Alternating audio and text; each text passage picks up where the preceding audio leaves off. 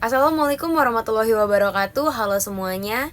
Perkenalkan kami dari kelompok 2 kelas 644A07 akan mempresentasikan hasil penelitian kami pada mata kuliah statistika yang berjudul Perbandingan tingkat kepuasan mahasiswa terhadap sistem pembelajaran blended learning di Universitas BSI.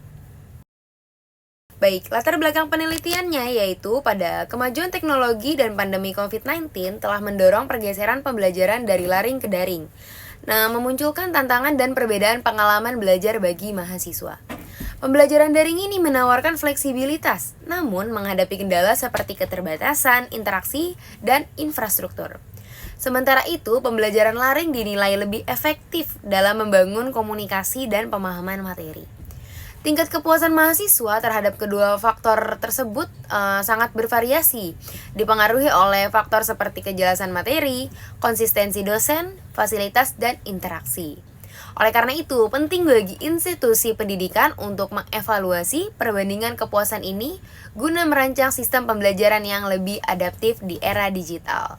Pembahasan yang pertama yaitu mengenai metodologi dan desain penelitian. Penelitian ini menggunakan pendekatan kuantitatif dengan metode survei. Desain yang digunakan adalah deskriptif komparatif untuk membandingkan tingkat kepuasan mahasiswa terhadap sistem pembelajaran blended learning. Yang kedua yaitu lokasi penelitian. Lokasi penelitian ini dilaksanakan di lingkup Universitas Bina Sarana Informatika. Lalu yang ketiga, populasi dan sampel. Dengan populasi seluruh mahasiswa Universitas BSI, khususnya kampus Kramat 98, dan sampel yang diambil berjumlah 21 mahasiswa yang memenuhi kriteria sebagai responden pada penelitian ini. Di antaranya yaitu 11 mahasiswa semester 4, 6 mahasiswa semester 5, 3 mahasiswa semester 6, dan 1 mahasiswa semester 8. Pengambilan sampel kita lakukan secara purposive sampling, yaitu dengan mempertimbangkan mahasiswa yang telah mengikuti pembelajaran blended learning. Oke, selanjutnya ada variabel penelitian. Yang pertama variabel independen ditandai dengan tanda X, yaitu pembelajaran daring. Selanjutnya ada variabel dependen yaitu 1, pembelajaran luring. Yang kelima ada instrumen penelitian. Instrumen yang digunakan dalam penelitian ini yaitu kuesioner tertutup yang disusun berdasarkan pengalaman dan kepuasan mahasiswa terhadap sistem belajar blended learning, serta perbandingan dan preferensi mahasiswa terhadap sistem belajar blended learning. Yang terakhir ada teknik pengumpulan dan analisis data. Data dikumpulkan melalui penyebaran kuesioner daring kepada mahasiswa yang menjadi responden penelitian. Data yang telah diperoleh dari kuesioner akan dianalisis secara kuantitatif menggunakan aplikasi SPSS dengan teknik uji reliabilitas dan validitas untuk mengukur konsistensi dan kelayakan instrumen. Saya akan membahas tentang uji validitas pembelajaran daring.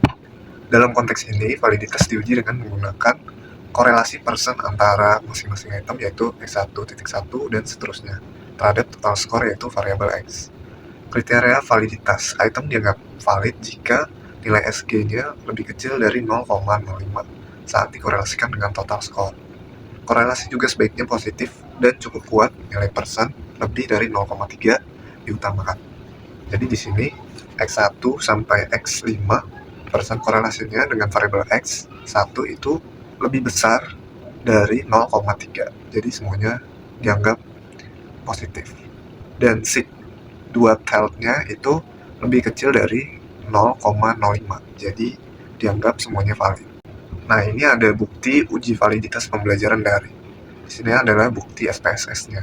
Selanjutnya, saya akan membahas uji validitas pembelajaran luring. Validitas diuji dengan menggunakan korelasi persen antara masing-masing item yaitu Y1, Y2, dan seterusnya terhadap total skor variabel Y. Y1 sampai Y5 ini sama, lebih besar dari 0,03, dan sig tilde-nya itu lebih kecil dari 0,05. Keterangannya semua valid. Ini adalah bukti uji validitas pembelajaran daring dari SPSS-nya. Reliabilitas. Di uji reliabilitas ini crossbar-nya harus lebih dari 0,6. Apabila lebih dari 0,6 maka instrumennya reliable, sedangkan kalau di bawah 0,6 tidak reliable. Berdasarkan data pembelajaran daring 7,5 dan pembelajaran luring 0,689, yang artinya dua-duanya di atas 0,6, yang artinya kedua data tersebut reliable. Yang kemudian ada descriptive table, yaitu data penuh dari semua data yang setelah kita ambil.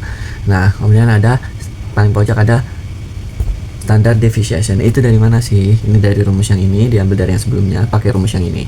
Yang kemudian kesimpulan.